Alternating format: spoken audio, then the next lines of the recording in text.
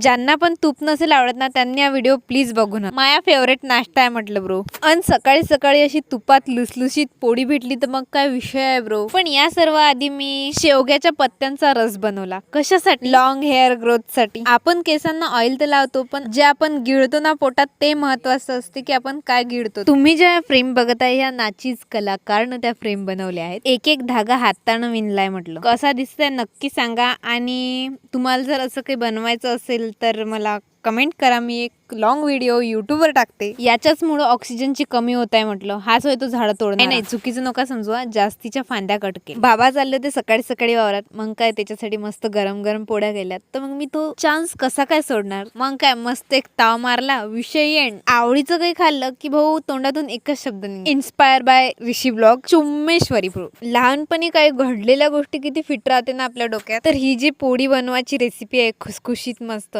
तुपात भाजून हे आमच्या मॅडम आम्हाला शिकवली होती. असं काही चटक्याचं बनवायचं असलं ना पटकन बनवून पाहतो. तेव्हाच बनवून पाहिलं होतं. पण नेक्स्ट डे मॅडम विचारते कोण कोण बनवून पाहिलं. माया हातवर. मॅम म्हणतात ऐका म्हणे. मी काय सांगितलं तुम्ही मॅडम लय चांगलं शिकव. मॅडमना परतही विचारलं तरी मी तेच आन्सर सांगितलं. मग माय लेट लाईट लागली. क्लास मधली लेट करंट